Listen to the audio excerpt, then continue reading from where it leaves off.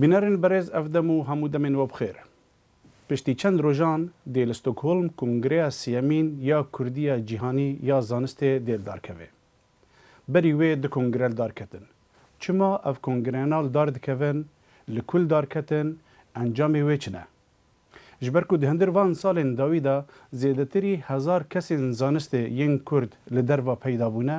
ev kongreya jê tê xwestin ku bibe delta ji zanista Kurdî ya li derveyê Kurdistanê û li hindirî Kurdistanê her wiha zanistên kesên ku ne Kurdin jî beşdarî van kongreya bibin de ku xizmeta civaka Kurd bike û bi şêweyekî ji civaka Kurd û Kurdistanî re cihekî navnetewî di zanistê de peyda bike. Ev karên bi vî rengî gelek caran divê bi şêweyekî rêkûpêk û şêweyekî organîzekirî birêve biçin. Ta çi radeyê ev kongre bi şêweyekî organîzekirî birêve diçin, başiyên wên çi ne û eybên wên çi ne, em ê hîro bixwazin va tiştana guftugû bikin. Mêvanên programa me Kak Alan Fituhî, lêkolîner û pizîşke li Karolinska li Stockholm, Kak Xalid Xeyatî, lêkolîner û mamosteyê zanîngeha Linköping li Swêdê û diviya bû serokê Kongreya Zanistê ya Navnetewî ya Cîhanî ya Kurd Alan Dîlanî bi me re hazir bibe, soz dabû ku werê hîro xeber dame got ku nayê û ciyê wî jî ev kursiya ye. Hûn hemû bi xêr hatin, berî ku em dest bi guftugoya vê meselê bikin, kam hev re temaşeyê vê reportajê bikin. بەدەستپێشخەری ئەکادمیای جیهانی پلاندانان بۆ تەندروستی لە ڕێکەوتی شەشینۆی 2011 لە شاری ڕۆتێردامی وڵاتی هۆلەند یەکەمین کۆنگرەی زانستی جیهانی کورد بە بەشداری زیاتر لە 200 کەسایەتی زانستی پسپۆر لێکۆڵەر لە دەرەوە و ناوەوەی کوردستان نوێنەرانی حکوومەتی هەرێمی کوردستان و سەرمایەداران بەڕێوەچوو. مەبەست لە پێکێنانی ئەو کۆنگرەیە کۆکردنەوە و ڕێخستنی ئەو کەسایەتیە زانستی و ئەکادیمیانەی کورد و بیانی بوو بۆ بەشداریکردن لە نۆژەنکردنەوە و پەرەپێدانی بواری زانستی و کەڵگوەرگرتن لە ئەزموونی وڵاتانی بیانی لە پێشخستنی کوردستان و پێکێنانی تۆڕێکی پەیوەندی زانستی لە نێوان کورد و وڵاتانی بیانی. بۆ یەکەم جار بوو کە لە کۆنگرەیەکدا لێکۆڵێنەران و ئەکادیمیکەران و گروپە فەرهەنگیەکان لە 20 وڵاتی جیهانی کۆ دەبوونەوەکە بەشێک لە لێکۆڵینەوە و بابەتە زانستیەکانیان پەیوەندی ڕاستە و خۆی بە کوردستانەوە هەبوو. لە کامی ئەو کۆنگرەیەدا 20 بابەتی زانستی کە لە کۆنگرەکەدا پێشکەشکرابوون لە شێوەی پەرتووکێکدا چاپ و بڵاوکرانەوە. کۆنگرەی زانستی جیهانی درێژەی بەکار و چالاکیەکانیدا و پاش ساڵێک دووهەمین کۆنگرەی خۆی لە ژێرناوی زانست و کلتور بۆ پێشکەوتنی کوردستان لە ڕێکەوتی 12 دەی 2012 لە شاری هەولێری پایتەختی هەرێمی کوردستان بە ئامادەبوونی بەڕێز مەسعود بارزانی سەرۆکی هەرێمی کوردستان و ژمارەیەک وەزیر و لێپرسراوانی حکوومەتی باڵیۆز و نوێنەرانی وڵاتانی بیانی لە هەرێم و بە بەشداری زیاتر لە 600 کەس کە لەو ڕێژەیە 102 کەس لە پسپۆر و بەهرەدارانی کورد لە دەرەوە و ناوەی کوردستان و بەهرەدارانی بیانی بەشداری چالاکانەیان هەبوو. سەرۆکی هەرێمی کوردستان لە کۆنگرەکەدا وتارێکی پێشکەش کرد کە لە وتارەکەیدا ئاماژەی بەوە کردبوو کە شۆڕش و خەبات تەنیا شۆڕش و خەباتی چەکداری نییە. ئێوەش پێشمەرگایەتیتان کردووە بەڵام بە شێوەی خۆتان. کوردستان ئەمانەتێکە لە سەرشانی هەمومان بۆ هەر قۆناغێک پێویستی بە کەسانێک هەیە کە شارەزا و گونجاو بن بۆ ئەو قۆناغا. ئەمڕۆ پێویستیمان بە بنیاتنانی ژێرخانێکی بەهێز هەیە بۆ ئەوەی هەموو متمانەمان بە خۆمان بێت، نەوەک پێویستیمان بە هاوردەکردنی سادەترین شتومەک بێت لە دەرەوە. ئێمە پێویستیمان بە زانست و پسپۆڕی ئێوەیە و ئامادەین گوێڕایەڵی ئێوە بین و ڕێنمایی ئێوە وەربگرین و کاری پێ بکەین. لە کۆنگرەکەدا 102 کەس بەشداری چالاکانیان هەبوو کە 52 کەسیان بە پۆستەر و 50 کەسیشیان بە وتار خوێندنەوە. هەر لەو کۆنگرەیەشدا بڕیاردراکە کۆنگرەی داهاتوو لە وڵاتی سوید و لە شاری ستۆکهۆلم بەڕێوە بچێت کە لە نێوان کۆنگرەی دووهەم هەتا کاتی بەڕێوەچوونی کۆنگرەی سێەم چەند کۆبوونەوەیەک بۆ ڕاپەڕاندنی کاروباری کۆنگرەی سێەم بەڕێوەچوو. کۆبوونەوەی یەکەم بە بەشداری سەرۆکی کۆنگرەی زانستی و نوێنەرانی پارت و لایەنە سیاسیەکان و نوێنەرانی فیدراسیۆنی کۆمەڵە کوردستانیەکان و چەند کەسایەتیەک بوو بە مەبەستی هاوکاری یەکتری. کۆبوونەوەی دووەم کە لە ڕێکەوتی هەفتەی مانگی یوونی لە پەرلەمانی سوید بە مەبەستی ڕوونکردنەوە و دیاریکردنی استراتیژی درێژخایەنی کۆنگرە بەڕێوەچوو. لە ڕێکەوتی دەی ئاگۆستیش سێیەمین کۆبوونەوە لە کتێبخانەی کوردی بە مەبەستی هەڵبژاردننی دەستەیەکی بەڕێوبەری کاتی بۆ ڕاپەڕاندنی کارەکان تا کاتی بەڕێوەچوونی کۆنگرەی سێیەم بەڕێوەچوو کە ئاکامەکەی هەڵبژاردننی کومیتەیەکی 13 کەسی بوو، بەڵام بەهۆی ناکۆکی ناوخۆیی ئەو کومیتەیە هەڵوەشاوە ڕاگەیەندرا. سێیەمین کۆنگرەی زانستی جیهانی کورد بە بەشداری نزیکەی 250 کەس لە ڕێکەوتی 11 دەی 2013 لە ستۆکۆڵمی پایتەختی وڵاتی سوید بەڕێوە دەچێت. ئاوارە هەورامی، کوردستان TV. کاک خالد خەیەتی کۆنگرە یەکەمین 2011 لە هۆڵەندا لە ڕۆتردام دارکات تیژی لەگەل وێ کۆنگرەیە بوو کۆمیتەی وێدا بێ ئامادەکاری بێتە پێرە حاضر بووی. نرخاتەیە گشتی لەسەر کۆنگرەیەن بوی جۆرەی چییە؟ بەڕاستی ئەوە هەنگاوێکی باش بوو بە گشتی من دەتوانم بڵێم وەدیسان پرۆفسۆر ئالاندیلانی کە ئەوڕۆ لێرە ئامادە نییە یەک لەو کەسانە بوو کە پێشنیاری ئەوەی هەبوو دەست پێشخەری ئەو پرۆژەیە بوو. ئەویش گرنگایەتی ئەوە دەگەڕێتەوە سەر ئەوڕۆ کوردستان وڵاتێکی 4 پارچەیە دابەش کراوە. لە یەک لە پارچەکانی کوردستان دەستەڵاتێکی سیاسی یا بڵین ستاتوسێکی سیاسی کورد هەیە، کورد لەوەیە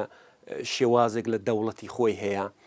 و ئەو بەشەی کۆمەلگا بەرەو پێش دەچێت گەشە دەکات لە بواری سیاسی و لە باری کولتوری و بەتایبەت لە باری ئابووریەوە. لەلایەکی دیکەش لە 20 ساڵ و 30 ساڵی ڕابردوودا کورد بە هۆکاری جۆربەجۆری سیاسی یا ئەوەی کە بۆ نمونە لە عێراقوانە کورد ئەنفال کراون چەکی چیمیایی لە بەرامبەریاندا بەکار هاتەوە، لە ئێراندا شۆڕشێکی ئیسلامی کراوە، کورد داوای مافی خۆی کردو سەرکوت کراون، لە تورکیە بە ساڵانە کورد دەچەوسێتەوە، لە سووریا هەروە کورد لە مافی هاوڵاتی بێبەری بوون، مەحروم بوون. ئەوانە هەموو کۆمەڵک هۆکار بوون کە کورد لە 30 ساڵ و 40 ساڵی ڕابردوودا لە ڕەوتێکی کۆچبەری و پەنابەری ڕوو لە وڵاتانی ڕۆژاواییدا هەبوون. ئەو کۆچبەریە کە ژمارەشی ڕۆژ بە ڕۆژ زیادی کردووە ئەوڕۆ دیاسپۆرایەکی دروست کردووە، ینی تاراوگەیەکی کوردی دروست کردووە کە هەم لە بواری سیاسیەوە، هەم لە بواری کولتوری و فەرهەنگیەوە، هەم لە بواری کۆمەڵاتی و ئابووریەوە خاوەن پێگەیە، ینی خاوەن بەرهەمە. تە بەحسا دیاسپۆرەژی کرد بخۆشی پسپۆری دووارێ دیاسپۆرە دەزانی لە دەرڤای کوردستانێ چی قاسە پسپۆرین کورد پەیدا بوونە. ئێکو خودی کوالیتە چاوانیەکە زانستیە بلند ئەو کۆنگرەیە کول هۆڵەندا چێبووی ستانداردە وێ جیهانی تا کیژان ڕایدەیە ینی نێزیکی وا ستانداردی جیهانی. ئەمە ئەو کاتەکە یەکەم کۆنگرە بوو بەڕاستی و هێستا کێشە و مەشاکل و گرفتی وا دەرنەکەوت بوو. من پێم وایە ستانداردی کۆنگرەی هۆڵەند زۆر باش بوو. بەشە جۆر بە جۆرەکانی کە لە بواری جۆر بە جۆری مەسەلەین بڵین زانستیەوە لەوێ پێکات بوون تاڕادەیەکی زۆر لە ینی وڵام دەرەوەی ئەو ستانداردە بوون، ینی ئەو چاوەڕوانیانە کە ئەمە دەبوو لێمان هەیبێ، ینی وڵام دەرەوەی ئەو چاوەڕوانیانە بوون و سەرکەوتنی خۆی هەبوو. ئەمن دەتوانم بڵێم یەک خاڵکە زۆر گرنگە ئەویش کەروکی بۆ خۆت ئاماژەت پێکرد دیاسپۆرای کورد ئەوڕۆ خاوەن ئەو بەرهەمانەیە لەولاشە وڵاتی کوردی هەیە کە لە گەشەکردندایە ئەو دوانە بە شێوازێک دەبێت پردێکی پەیوەندی دەنێوانیان دروست بیە. ئامانجی سەرەکی ئەو کۆنگرانە کە قەرارە ساڵێک هەر ساڵی لە جێیەک دەربکەوێ ناسینەوە و هێز و وزە و بەرهەمی فکری و هزری کوردە لە دەرەوەی وڵات کە لە پەیوەندێکی ئۆرگانیک لەگەڵ وڵاتدا بێ و پردێکی پەیوەندی ڕۆژانە لە ناوبەری دیاسپۆرا وڵاتدا دروست بێ و ئەوەش زۆر زۆر گرینگە بۆیە حکوومەتی هەرێمی کوردستان شخصی سەرۆکایەتی هەرێمی کوردستان و شخصی سەرۆکی حکوومەتی کوردستان بایخیان بەو پرۆژەدا و پشتیان گرت. زانی ئەمە بەحسە ئەنجامان دەکەن ئەگەرژی ئەو بوو ئەم تم کوانتیتێ و کوالیتێ دەدنە بەرهەویانی کەم و نەوە باشە ji ber ku gelek pisporên Kurd li derva çêbûne divê ev dêl tahan bi rengekî tiştekî kwalîtîtîv bi çawaniyeke bilind xizmeta Kurdistanê bike. Bi rayê cenabê te Kak Alan yanî kongreyeke vî hemreng gelek warê zanistê tê de hene. Çi qasî durist e, çi qas numûneyê ji vî rengî dunyayê de hene. Yani tiştê ku ez tê dikêm kongre çê dibin bi wateyeke taybet. يعني وأف كونغرانا دوتشي بون نهاجم البردم إسيانا هميشينا يعني قشتينا تشاود النرخيني بەڵێ ئەوە دیارە هەم دەتوانێت باشی خۆی هەبێ هەم خراپی خۆشی بێ و شێوازی بەڕێوەبرنا ڕاست دەفەرمووی معمولەن کۆنگرە زانستەکان کە دەگیرێن دە بوارێکی تایبەتدان مەسەلەن ئەمن کە بۆ خۆم پزیشکم کۆنگرە پزیشکەکان دەچم بەشدار دەبم کۆنگرەی مەسەلەن فەرزکەین ئینجینیرینگی ناچم بەشدارم بەڵام وەچی لە ئامانجەکانی کۆنگرەی زانستی کوردڕ دیارە ئەو کۆنگرەیە ئامانجی غەیری زانستیشی تا ڕادەیەک تێدایە دەتوانین بڵێن کە نەغێری زانستی بۆ مانایە کە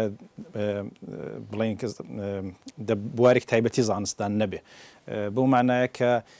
هەم پەیوەندیدان بینی بوارە جیاوازەکانی زانست و هەم ببێتە فۆرومێک جێگایەک پێگەیەک بۆ کۆبوونەوەی زانستوانانی کورد دە بوارە جیاوازەکاندا کە یەکتر بناسن و نوعێک interdisciplinary كونتاكت بيكو يعني قافن بحث رغم مثلا قال لك جيران بحث خط آسوي واستونيد به او آسوي جبرت همو اليان دا كوم كي بس ويني جمع بده او استوني جي وكو تكرم كير تايبت دواره كي زانست دا هجر مروب كوراني لسرد خبتين قافكو كسايتين زانست ين كرد باشداري كونغرين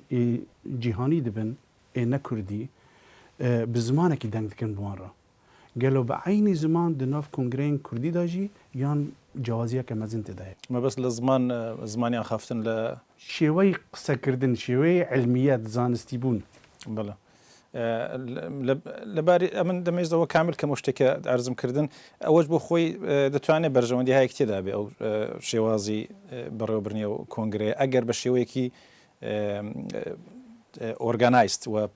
پلانێکی باشی بۆدا بڕێشترە ئەویش بەو شێوەیە کە دەکرێت ئینترستە جیاوازەکان بە سوورەتێکی پانێلهایەکی جیاوازدا هەر کەسەی بۆ خۆی شتی خۆی ببیستێ و ببینێ و باس بکە و بەو شێوەی پەیوەندەکانی دە بواری خۆیدا پێک بێنێ و هاوکات ئینترستە هاوبەشەکانیش مەسەن بە تایبەت بواری دیاسپۆرا کە خەیل تێدا شارەزا و پسپۆرە و هەمومان لێک کۆ دەکاتەوە ئەوان دەتوانە پانێلی هاوبەشیشیان هەبێت دەتوانە عالەمە کە دێنەوێت دەو جگایدا یەکتر ببینەوە و ئاڵوگۆڕی بۆ چوون و ئەوە بکەن لە باری زانستیەوە ڕەنگە بەڕێوەبرنی کۆنگرەیەکی ئەو تۆ کە بوارە جیاوازەکانی زانستی تێدا باز دەکرێ ڕەنگە تا ڕادەیەک لە قوڵبوونی بارە زانستەکەی کەم کاتەوە بەڵام لەلایەکی دیکەشەوە ئەو قازانزانش دەتوانێت لێ دروست بێ نێتوەرک دروستکردن و یەکتر دیتنەوە یەکتر ناسین و سێرێک چالاکی غیری زانستی کاک خالد ناد هەمان واتەیەدا ji bo ku kongreyên bi vî rengî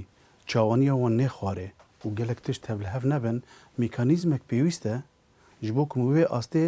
yanî bilind diragire ku dawî de nebê daholûzirne باش ئەو میکانیزما چاوە پەیدا دەبێت دەزانێ یەک شە دەمە لێرە لە پەیوەندی لەگەڵ قسەکانی و بەڕێز دکتور فتوحیدا کە باسییان دەکرد لەسەر ناوەڕۆکی ئەوەی کە ئەمە ڕوو لە ئەو کۆنفرانسانەی کە مەسەن لە وڵاتە ئوروپایەکان بۆ ئێمە پێک دێمە بە هەمان هەڵوێز دەچینەوە کە عینی هەڵوێز بێ لە کۆنگرێ کوردیەکەدا بەڕاستی ئەوەی کە تا ئێستا لە من ڕوونا کۆنگرەی جیهانی زانستی کورکەوە سێهەمین جارێتی بەڕێوە دەچێ استراتێژیەکی ڕوونی نییە لە بواری ناوەڕۆکی خۆیەوە بڕیاری بە تەواوی نەداوە ئایا کەەوە بەڕاستی کۆنگرەیەکی زانستیە یا هێندێک مەسەلەن شتی وەکو پرۆپاگەندە و سیاسەتی ئەوەشی لەگەڵ زانیمە بێ پرسێژەکەم ینی ژیانە ڕۆژانەدا ئەگەر کورد پرۆفیسۆر بێ یانجی ئینسانێکی سادە وەکمە بێ باشە گاوە کو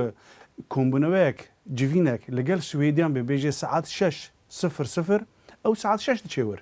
بەس ئەگەر لەگەڵ کوردان بێ بێژێ سعات 6 بەلکی هەفت وەرە یان هەفت و نیو بێ قصدا منش دو زمانی جواز ئەو جیاوازی کولتوری هەیە بەڵام سەرڕای ئەوەش ئێمە دەمانتوانی تەرکیزمان یا مەسەلەن سرنجمان ئایا لەسەر بواری زانستی کۆنگرەکە بیا بواری دیکەش ئەوەی کە کاگالان دیلانی تا ئێستا سەرۆکی و کۆنگرێ و بەڕێوەی بردووە چەند زاریش قسەمان لەگەڵ کردووە و خەڵکی دیکەش لە دوایین کۆبوونەوە کە لە دەی مانگی هەشدا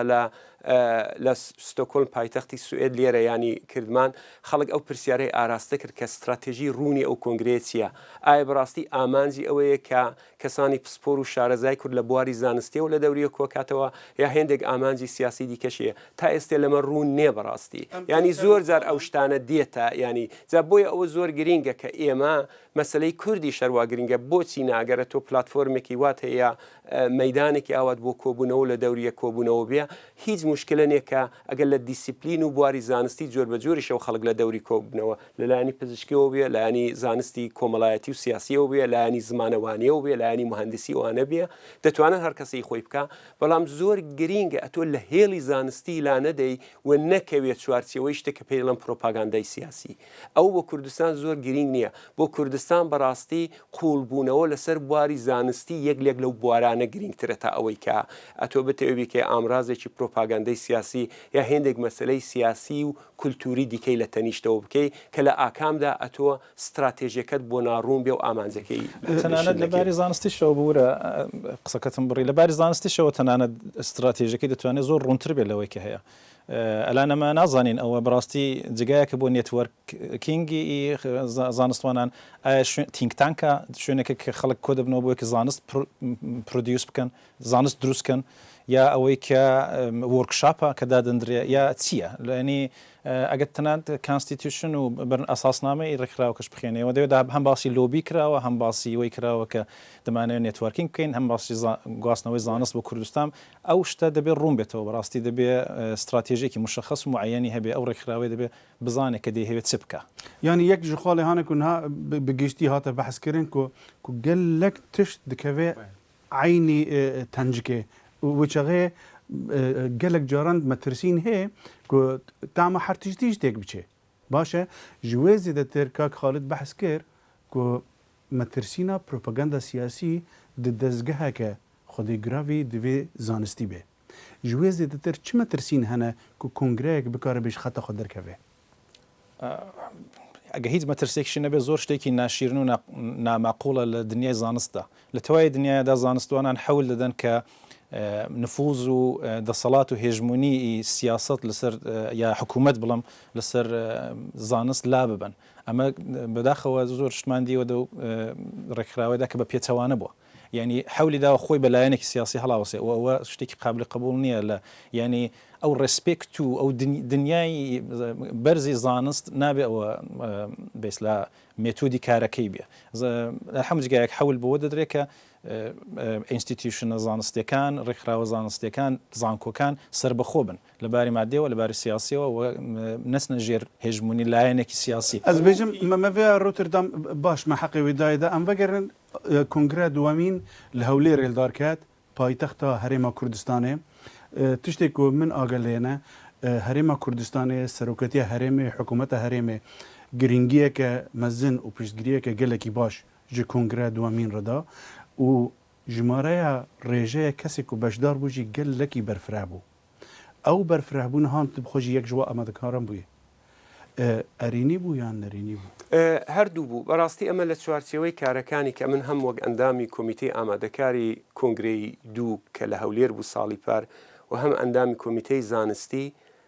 ئەو مەجالەمان هەبوو کە چەند مانگ پێش بەڕێوەچوونی کۆنگرا لە کوردستان بین و لەو پەیوەندیەدا مەتوانیمان چاومان بە سەرۆکی هەرێمی کوردستان کاک مەسعود بارزانی و چاومان بە سەرۆکی حکوومەتی هەرێمی کوردستان کاک نەچیروان بارزانی و هێندێک لایانی سیاسی دیکە بۆ نمونە سەرۆکی گۆڕان کاک نەوشیروان مستەفا وانەش بکەوێ و تەنانەت هێندێک پارتی سیاسی وکو پارتیەکانی ڕۆژهەڵاتی کوردستانوانە بۆی مەبەست ئەو بکەمە و بیرۆکەیە بڵاو بکەینەوە نەبێتە بیرۆکەیەکی بە تایبەتی گرێدرا و بەلایەنیی سیاسی و ئەوەش زۆر زۆر گرنگ بوو لەلای ئەمە شخصی نەچیروان بارزانی و کاک مەسعودیش بە شێوازێک ڕاستەوخۆ ئاماژەیان کرد کە ئێمە دەبێت زۆر جددی بین کە ئەوە کۆنگرەیەکی زانستی بێ و ڕنگ و شکلی سیاست یا لایەنێکی دیاریکراوی سیاسی بەخۆیەوە نەگرێ چونەوە ڕاستەوخۆ حکوومەتی هەرێمی کوردستانە کە پشتگیری و داعمی ئەو پرۆژەیە دەکا لە مەسلەی هەولێردا بەڕاستی لایەنی زانستی بەهێزی تێدا بوو بەڵام لە عینی حاڵیشدا هێندێک بێسەرەوبەرەی و پرشوبڵاوی و ئەوانەدا لە ئاستی هەم بانگەشتکردنی میوانانی بەشدار بوو و لەم ئاستی ئەوانەی کە کەسانی کاتون لەوێ بابەتیان پێشکەش کرد دەستخۆشی دوێ کۆمیتێ یعنی تژی بەرپرسیارە وێ ئەم بێژ بێرێک و پێدێرەدا کێشەکان بەرجەستە دەبنەوە کە من یەک لەو کەسانە بووم کە لە ڕۆژی یەکەمیشدا دەنگی ئاعترازم هەبووە و حکوومەتی هەرێمی کوردستانیشمان ئاگادار کردوتەوە بەداخەوە هەم لە بانکردنی میوانەکاندا و هەم لە بانکردنی کەسانی کە بابەتیان پێشکەش کردووە ئەمن شخصی من کە ئەندامی کۆمیتێ بەڕێوە بەربووم و کەسانی دیکەش کەوەکو من ئەندامی و کۆمیتێ بوون یا کۆمیتەی زانستی بوون لەو داوەتکردندا تەسیرە نەبوو ئالان دیلانی لە کۆتایی بۆ خۆی بۆ بڕیاریداوە بۆ دیوێنە گەلێکی جوان بەوێ مناقەشەشی گەلێکی بەلانستر و تەرەزیتر برێڤ بچیە ئەگەر کاک ئالان لەوێ دەرێ حاضر بە و زۆر خۆدابانە دەزای زۆر باش بوو لێرە بۆ ئەوە ئامانجی باشە ینی ڕێژەیە کەسێن هانێک و ئیشی وان نەش دوور نەژ نێزێک زانستێ هەیە ئێکوش دەرەوە هاتنە بە خواندن گەلێک بوو بەڕاستی هەبوون ژمارەیەک ئەمە لە وڵاتی وەکو کانەداوانە هاتبوون کە من قسەم لەگەڵکردن لە پەیوەندی ڕۆژانەدا دەردەکەوت کە ئەوانە زۆر پەیوەندێکی ئەو تویان بە زانست و شتی زانستیەوە نەبوو و تەنانەت لە ڕۆژەکانی کە کۆنگرەش بەڕێوە دەچوو لە ساڵۆنی کۆنگرەدا ئامادە نەبوون بۆوان زۆرترک و تاعتیلێک و گوزەران و پشودانێکی کاتی بوو کاتبوون هەم لە هوتێلێکدا ماونەتەوە حەقی هات و چێ شتیشان وەرگرتەوە بە بۆچوونی من خەڵکێکی زۆر ئاگاداری ئەوانە هەبووە کەسانی ڕەوشەمبیری کوردستان لە ڕۆژنامەکاندا مەقالە و ئارتیکلیان لە پەیوەندی دەگەڵ ئەو شتەدا نووسیوێتی نووسیوە کەسانی بەشداربووی کۆنگرە هەر ئەو ڕۆژەی دوای کۆنگرەیە نامەیەکی احترازیان نووسی چەند خاڵیان ئاماژیان بەو شتانە کردوە دواتر کۆمەڵک پێشنیاریان ئاراستە کرد کەسانی دیکە بۆ داهاتن ڕاستەوخۆ لەگەڵ من پەیوەندیان دەکرد کە ئەندامی کۆنگرە احترازیان هەبوو بۆچوونیان هەبوو لەسەر شتانە بەڵێ زۆر شتی وهاتە پێش کاکەڵان ji bo damezrandina kongreyên bi vî şêweyî û ji bo ku ew kongre di encamê xwe da xizmeta Kurdistanê bike erkek li pêş hikûmeta herêmê cî tiştî ku agaman lê heye hikûmeta herêmê piştgiriya kongreya Rotterdam kir û bi şêweyekî xurt piştgiriya kongreya Hewlêrê jî kir eva siyam ez pir ser nizanim yanî bi rayê cenabet erkê hikûmetî herêmê Kurdistan hem diwarê fînanse û pare de û hem diwarê menevî de çi qas heye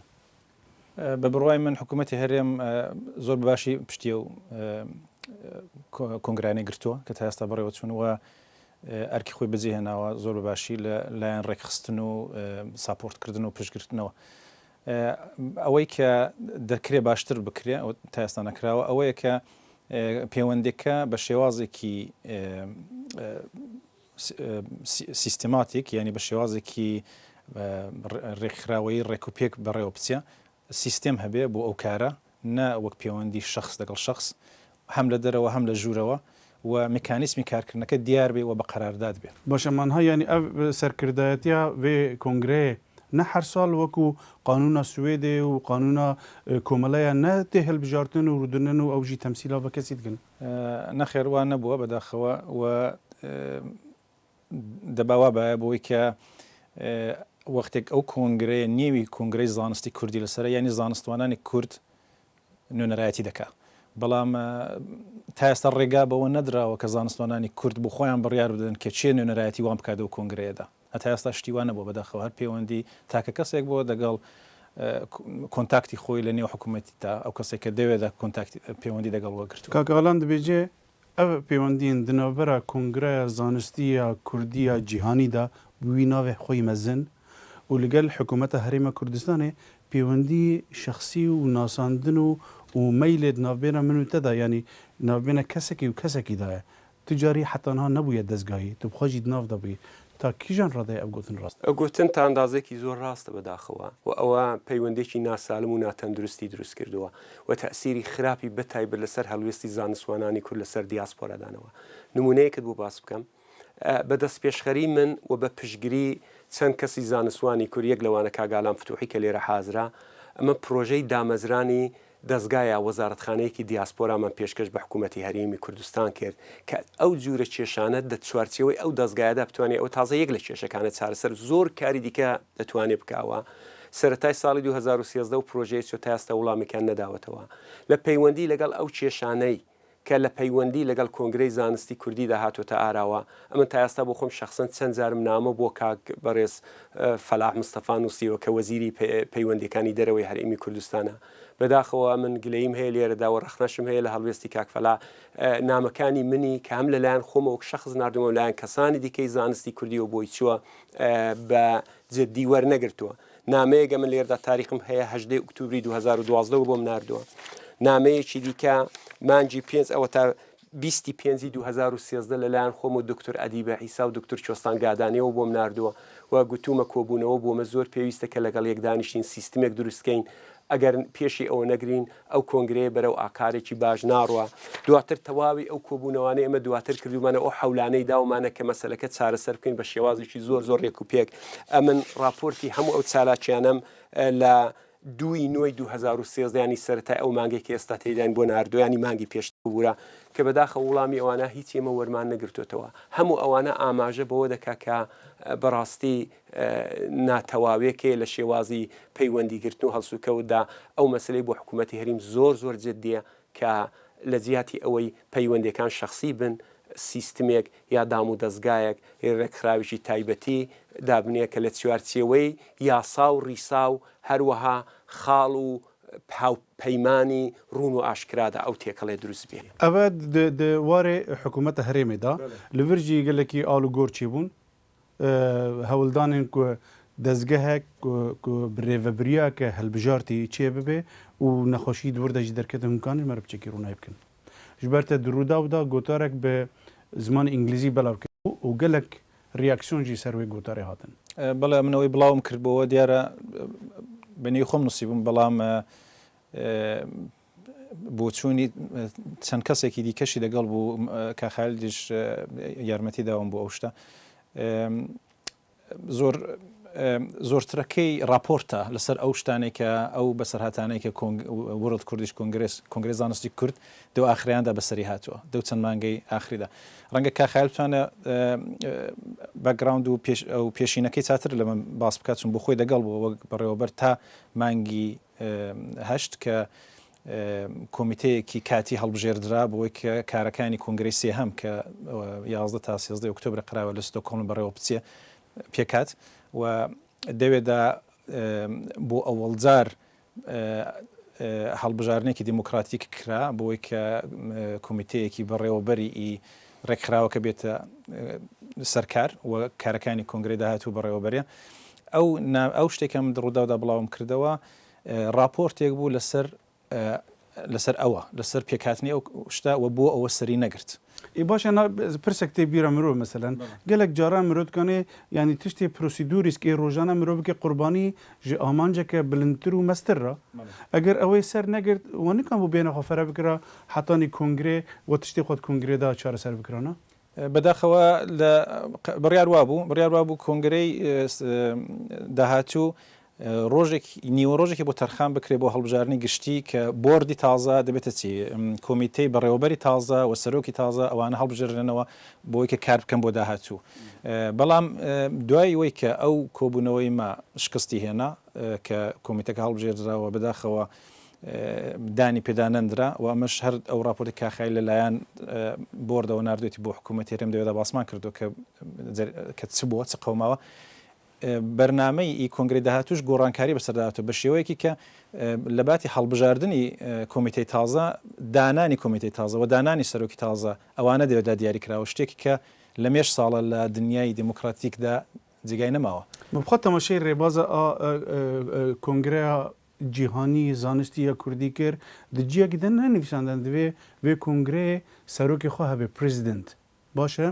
تەوی هاویژی سەرۆکی خۆ هەیە ینی بە بۆچینەوە بێ حتانها ئەv ینی دەستگەیەک کۆنگرەی ڕێوە دەبێ کۆنگرە یەکەم و دووەم نە هەڵبژارتی بوون نەخێر هیچ هەڵبژارنێک نەکرابوو تا 10 ئاگوست کە ئەو هەڵبژار نەکرا کە بۆردی تازە هەڵبژێرا بەداخەوە کاک ئالاندیلانی بریا لێرە بە بخۆی جوابی دابەوە دانی پێدانەنا کوتی ئێوە قانونی نین و ئێوە بۆرد نین و ئێوە فقط گروپێکن هاتوون بۆیکە یارمەتی ئەمە بدەن بۆی کارەکان بەڕێوەبەرین و ئەمە هیوایمان ئەوە بوو کە ڕەنگە لە ئۆکتۆبردا بکرێت کۆبوونەوەیەک بکرێ و دەوێتدا هەڵبژارنێک بکرێت بۆری تازە بێتە گۆڕێ بەڵام دە بەرنامەی نووسراوی کۆنگرەشدا ئەو شتە پێشببینی نەکراوە بەداخەوە تەنێ ئەس ببینەرێن کوردستان تێ بیربینم کو سەرۆکێ کنگرەیە جیهانی زانستی یا کوردی ئالان دیلانی سۆز دابوومە کو وەرێ بەشداری پرۆگرامە ببێ لێ هیرۆ تەلەفۆن کرد گوازنەکانم بەشدار بن بەری کەرم کرد بەردەوام کرد بەڵێ جا ئەوە بۆتە هۆی ئەوەی کە کۆنگرەی زانستی کورد بەرەو قەیرانێکی گەورە چووە و خۆی ئیزۆلە کردو خۆی پەراوێز کردو لە زانستوانانی کورد ینی ئەو شتێک کە کاک خالید دەگەڵ بۆ ئەوڵە کاریان بۆ کردو و کۆنگرەی یەکەم کە بەڕێوە چوە لە باری زانستیەوە سەحێکی سەرەوەدا بووە ئەلان بەداخەوە زۆر هاتە سەحێکی خوارەوە ئەلا هەر دەو بوارێدا کە کاخیل کاری دەدا دەکات دەو بوارە کە بۆ خۆم ئەم کاریتدا دەکەم دەبینی کە زۆر زانستوانی باشی کوردمان هەیە بەشداریان نەکردووە دەو کۆنگرە gelek جوانە من تەلەفۆنەوان کریە ئەندام پەرلەمان هەنە پرۆفسۆر هەنە ئەسوشیت پرۆفسۆر هەنە کو لە سوێد ڕونشتینە پشتی وێ جیڤینە هەنە کو هەفتێ نەگەهیشتن یانژی کو سەرۆکی کۆنگرێ ئەنجامên هەلبژارتنن قبول نەکردن خۆپاش vekişandin û bejdar nabin wê çi qasî ev nebejdarbûna ev alûgora derketî wê bandorê li ser encamê kongreya sêmî bike مەسلەکە دەگەڕێتەوە من دەمێ زۆر کورت پێشینەیەکی ئەو باس بکەم کەمە گەویشتینە و قەناعەتە کە کاک بەڕێز فەلاح مستەفاش نامەی بۆ ئێمە نرد بۆ خۆیان شارەزان کە ئەو کێشانەمان هەیە مانجی پێنج بوو ئێمەی داوت کرد کە بچینە کوردستان دوای لەبەر خاتری مەسلەی هەڵبژاردنەوەوانە زۆر شتی دیکە کە گرفت گیر و گرفت حکوومەتیانە ئەو مەسلەی سەفەر جێبەجێ نەبوو بەڵام خانمی شادەی حەیدەری کە نوێنەریەکی کووردە لە پارلمانی سوێددا لەلایەن پارتی سوسیال دموکراتەوە دەست پێشخەرەیەکی کرد تەلێفۆنی بۆ من کردکەم لە سەرا بگەڕێمەوە یارمەتی ئەو پرۆژەیە بدەم یەک لە داواکانی منەوە بوو خانمی شادی حەیدەری ئەمن دێم بەشدار دەبم لەو یارمەتیدانیەوەنە بە شەرتێک کۆبوونەوەیەک بکردریا کۆمیتەیەکی بەڕێوبەری تازە هەڵبژێردریا کەمە بتوانین لانیکەم بە شێوازێکی موقت ئەرکەکانی کۆنگرەی سێهەم ینی کە ئەو مانگە کە قەرارە بەڕێوە بچێ بەڕێوەبەرین ئەو بڕیارە درا ئەمە هەفتەی مانجی 6 لە پارلمانی سوێد ئەو کۆبوونەوەمان کرد کاک ئالان دیلانی کە سەرۆکی کۆنگرەی بۆ خۆی بەشدار بوو پرۆتۆکۆلەکەی ئیمزا کرد کە ئێمە دەی مانجی هەش کۆبوونەوەیەک لە ئەندامانی سکاندیناوی ئەنی وڵاتانی سوێد و نۆروێژ و دەوروبەر پێک بێنین کۆمیتەیەکی کارگەری یا بەڕێوەبەری کاتی بۆ ئەو کۆنفرانسە هەڵبژێردرین و ئەوەشمان کرد 13 کەس یەک لەوانە خودی کاگ ئالان دیلانی هەڵبژێردرا بەڵام دواتر هەر بۆ خۆشی بوو تەواوی ئەو پرۆسێکەمە تەواوی ئەو هاوینە دەگەڵ و کەسانی زانستوانی کوردوانە خەریکی بووین جێبەجێکەین هەمووی دانی پێدانهێنا هیچی قبول نەکرد هەمووی تێکداوە و ئەوش بوو بە هۆکاری ئەوەی تەنیا لە بواری مندا کە بواری دیاسپۆرا و تاراوگەی کوردیە بۆ خۆم دکتۆر بەرزووی ئەلیاسی دکتۆر وڵات زەیدانی لۆغڵو دکتۆر ژیوار ئاغاپوری دکتۆر ئەحمەد ئاکایە کە لە بلژیکدا دەنیشە دکتۆر یاریدەری پرۆفسۆر دکتۆر عوسمان ئایتار دکتۆر فەرهادی جەهان مەیهەن و زۆر کەسی دیکەش کە ئێستا ناوەکانیانم لەبیرە ئەوانە هەموو ناچن لەو کۆنگرەیەدا بەشدار نابن و هەڵوێستیشیان هەیە بەڕاستی و مەلاحەزە و سرنج و بۆچوونیان هەیە و ئەوە دەبێتە هۆکاری ئەوەی کە ئاستی ئێستێ مەسەلەن ڕاست ئەو بوارەی کە لە کۆنگرەی داهاتوودا لەسەر دیاسپۆرا دانراوە ئەمن کە تەمەشای دەکەم یەک لەو ناوانە من کە و 15 ساڵە لەو بوارەدا لێکۆڵینەوە دەکەم ناناسم هیچ کامیان نوێنەرایەتی ئەو چەمکە ناکەن زۆر لە خوارێ ئاستەکەی کاک خالت بەریک و ئەv کۆنگرەیە جیهانی زانستێ بێتە دامەزراندن ئەکادیمیا زانستێ کوردستانی هەبوو ئەکادیمیا زانستی کوردستانیژی ئەکادیمیên کورد êl dervê کوردستانی بلکە هەندێک کوردستانیژ ناودا بوو لێ کار و بارێ وان gelekî baş neçû ev ya li ser wê ava bû pirs niha ew e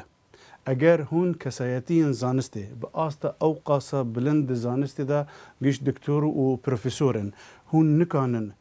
komeleyeke ji vî rengî bi rêva bibin û ev alûgorê bi vî rengî derkeve ser me kesên hane sade wê çi werî gotin کەسی ئاکادەمیکی ژوە کەسی هونەرمەند و کەسی ژورنالیست و مامۆستا و خەڵکی بێکار و شۆفێری ئۆتوبوس و تاکسی ئەمەش ئینسانین ئەمەش بەشێک لەو کۆمەلگایەن هەڵگری قەیران و کێشەی خۆمانین بەڵام بەڕاستی ئەمن دڵنیا دەکەمەوە بینەرانی تەلەڤیزیۆنی ئێوە کەسانێکە چاویان لەو بەرنمەیە بابێن لێکۆڵینەوە بکە کۆی ئێمە وەکو کەسی ئاکادمیسیەن کەمترین کێشەمان نەبووە. کێشەکە تەنیا سەرچاوەکەی لەوەیە کە بەرپرسی کۆنگرەی زانستی کوردی کاک ئالان دیلانی بە هیچ شێوازێک نەیویستۆ هاوکاری لەگەڵ ئێمە بکە، نەیویستۆ کە ئەو کۆنگرەیە بە شێوازێکی مەحقول لەسەر بنەمای ئوسول و پرەنسیپ بچێتە پێشیە. دەنا خودی ئەو کەسانی کە ئەمن لێرە نێوم هێنان ئەوانە لە بەرامبەر ئەوانەدا کەسێکی دیکە نییە. کۆی کەسانی پسپۆر و شارەزە کە ئەوڕۆ لە دەرەوەی ئەو کۆنگرە ماونەتەوە هەموو خەڵکەر ئەوانەمان هەیەمە لەوە زیاترمان نییە. یەک نمونەت بۆ باس بکەم. ئێستا ئێمە خەریکی ئامادەکردنی ژمارەیەکی تایبەتین لە گۆوارێکی زۆر مەشهور لە وڵاتانی ئسکاندیناوی. ئەمن دکتۆر بەرزوو ئەلیاسی، دکتۆر مینوی عەلینیا و پرۆفسۆرێکی فینلاندی بە نوێی ئۆستن والبێک، ئەوە تەنیا و تەنیا تەرخان کراوە بۆ دیاسپۆرای کورد. زۆر بەڕێک و پێکی ئەمە خەریکین ئەوە شت دەکەین و دەستکەوتێکی زۆر زۆر گەورەیە بووە لەسەر زانستی کوردیوانە. جێگای ئەوە لەو کۆنگرێدا نییە، ینی مەسەلەکە بەڕاستی ئەوە نیە. ئەو جارە ئەمن لێم گەرە با دیفاع لەو شتە بکەم، کێشەکە ناکۆچی نێوان خەڵکی ئاکادمیسیێنی کورد نییە، بەڵکو کێشەکە لەسەر ئەوەیە کە ئێمە 20 ساڵین بە کولتورێکی دموکراتیک پەروەردە بووین، قەناعەتمان نییە کە بکەوینە ژێر دەستی کەسێکمە ئاگامان نە لە بودجەیە، نە لە بەڕێوەبەری کارە، نە لە داوەتکردنی میوانە، نە لە کەسانێکە لە دەوروبەری کۆ دەبنەوە. ئەوەیە زەحمەتە تۆ بتوانێت لەگەڵ پرۆژەیەکی ئاوا هاوکاری بکەیت. نها پرسا منە داوی ئەوە کۆنگرە پشتی چەند ڕۆژدن دێلدار کەوێ بکەم و کوڕی خۆ وێلدار کەوێ. پشتی وێ پلان و پرۆژەیەوە چێژ بەر ئەv ژیان لەوەر ناسەکنێ، ژیان دەبێ بەردەوام بێ. کۆنگرەیەن کوردی زانستی جیهانی دەبێ هەرحاڵ دارکەون ئەگەر بشێوەیەکی گشتی بێ یانژی ئێ بشێوەیەکی تەخەسوسی بێ. ئەv کارە دەبێ بێتە کردن ji bo ku xizmeta welatê me bêkirin ew qas pisporê me li dervane. Plan û projeyê we ji bo paşerojê çi ne? ئەوە دەگەڕێتەوە سەر هەڵوێستی زانستوانانی کورد بە ئیزافەی هەڵوێستی حکوومەتی هەرێم لەسەر لەو هەلومەرجەدا بەڕاستی زۆر گرینگە کە پشتگیری سیستێمێک بکرێت کە دموکراتیکە کە فرەدەنگە و تەواوی ئاکادمیکانی تەواوی خوێندکارانی کوردی دەرەوەی وڵات دەوێت خۆیان دەبینەوە دەتوانن بەشدار بن. کۆنگرەی زانستی کورد یەک نمونە لە ئەو چالاکیە زانستیانەیە کە لە دەرەوەی وڵات کراوە. هەر بۆ تەیید ئەو شتێک کاک خالید باسی دەکا ڕێکخراوەی دیکەی زانستی کوردمان هەبووە کە سەرکەوتوش بوون کاری باشیان کردووە. یعنی ئەمە بەڕاستی وای نییە کە نتوانین لەگەڵ یەکتر کار بکەین، دەتوانین کار بکەین و کاریشمان کردووە، بەڵام ئەو کێشەیە زۆر تایبەتە. هیوادارم بەو ئەو دوولایەنە زانستوانانی کورد بۆ خۆیان و حکوومەتی هەرێم زەختێکی وا بکەن لەسەر سەرۆکی یەستەی کۆنگرەکە کە ڕێگا بدا بە دموکراتیزەکردنی ئەو ڕێکخراوەیە، ڕێگاکردنەوە بۆ هاتنە ژوور. ئەگەر نا بە نەزەری من زۆر بەڕاشکاوانە ئەم دەڵم یەکدانا کۆنگرەی زانستی هەڵوەشاو زۆر زۆر باشترە لە کۆنگرەیەکی زانستی گەندەڵ و غێری دموکراتیک و دیکتاتۆری. چونکی شتەکە ئیزۆلە دەبێ، شتەکە پراوێز دەخرێ. زۆر کەسان کە خۆیان دەوێت نابینەوە چالاکی وانە کاری پێ ناکرێ. ئەگە ئەو شتە نەبایە و شتێکی باشتر هەبایە یا شتە چاتر بکرێ ڕێفۆرمی بەسەردابێ ئەوانە جێ خۆیان دەوێت دەبینەوە و زۆر کاری گەورەتر لەوەی کە تا ئێستا کراوە دەتوان بکەن. بەردەوامی ژێ خاڵەهانێرە ینی li derveyî naveroka kongrê reftara kesên zanistê dikarin signalê şaş yan signalê rast ji xelkê re bişînin. Ev dibe kêşeyeke mezin. Lê gelek xesk pirs dikin ha, gelek xelk pirs dike, dibêjin karên ji vî rengî mane divê erkê hikûmeta Herêma Kurdistanê bê yan jî dezgehên diniyên Kurdistanî zankoya Salaheddîn yan zankoya Slêmanî yan zankoyeke din yan wîzareta xwendina bala mane divê dezgeheke bi vî rengî bi vakaran rabe ku kadirên Kurd ê li derveyê Kurdistanê jî alîkariya wan bikin de ji bo kêşeyên bi vî rengî nene pêş. دەزانی ئەگەرم بگەرمەوە سەر و پرۆژە پێشنیارەی کە من ناربووم بۆ حکوومەتی هەرێمی کوردستانەوانە بەڕاستی و بە جددی وەرگرن زۆر کێشە چارەسەر دەبێت. ئەوڕۆ من دەتوانم چەند وڵاتت بۆ نمونە بەرم. وڵاتی تازە دامەزراوی کۆسۆڤۆ کە یەکەم ڕۆژی دوای سەربەخۆی خۆی سەرۆکوەزیری وڵاتە کە هاشم تەچیە ڕاستەوخۆ بڕیاری ئەوەیدا کە وەزارەتخانەیەک بۆ دیاسپۆرای کۆسۆوانی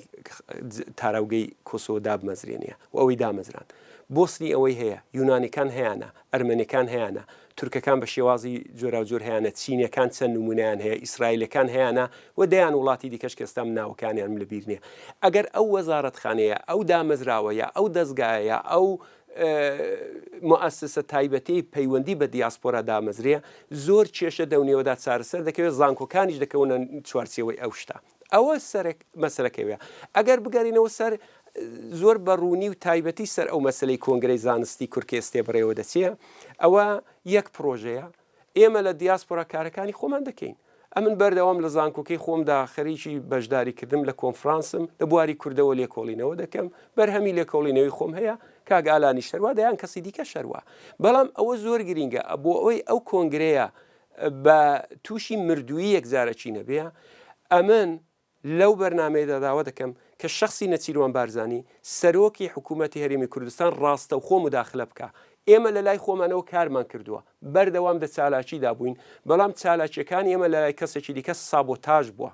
یعنی خراپکاری لەسەرکراوە نەچێتە پێشیە جا بۆیە ئێرەدا ئەوەی کە دەکەوێتە ماوەتەوە ئەنجام بدرێ حکوومەتی هەرێمی کوردستان و شخصی سەرۆک وەزیرانە کە دەبێ ڕاستە و خۆ مداخلە بکە و دەست دەوشتە وەردا تا ئەوەی کە بە ئاراستەیەکی خراپتردا نەچیە و جددیەتی ئەو ویستەیمە ببینێ ئێمە کەسانێک نین کە بۆ خاتریش بەرژەوەندی شخصی خۆمان بانێ ئەو شتە بکەین کەسانێکی ناسراوین هەم لە دنیای ئاکادمیدا هەم لە نێو کۆمەلگای کوردیدا و مەبەستێکی زۆر جددیمان هەیە بۆ ئەو مەسلەیە بۆیە زۆر گرینگە کە شخصی سەرۆک وەزیران کاک نەچیروان بارزانی ڕاستە و خۆ کێشەکانی پەیوەندیدار بەوە ببینێ و کەسانی پسپۆر و شارەزا و جددی بۆ دیاری بکە کە دخالەتی ڕاستە و خۆ بکەن و مەسلەیە بینەڕین بەڕێز لە داخستن و دامەزراندنە کۆنگرەیên زانستی gelekî giring e ji bo weberhênan ji bo amadekirina kadrên nû ji bo nifşên nû ê Kurdistanê ê her çar aliyên Kurdistanê lê duwarê organîzekirinê de gelek eyb wek wedîtin têne pêş gelek nezalalî di meselaya budceyê de di meselaya peran de di mesela vexwendina kesan de di mesela karê wê rojana de hê ku bandorekê dike li ser encamên kongreyan bi hêviya ku kongreyên dahatû ku çalakiyên zanistî yên Kurdan li derve Kurdistanê vekirîtir û dezgehetir bin û danûstandina Kurdistanê danûstandina Kurdistanê re bi şêweyekî dezgehî be û negirê dabe bi filan û altan re gelekî spas ji kadrê Kurdistan TV re êl pişta kamerayên ku hetan hab mereman spas ji bînerên Kurdistan TV re ku hûn li pêş ekranê meman û heta bernameyeke din her şad û bextewar bin.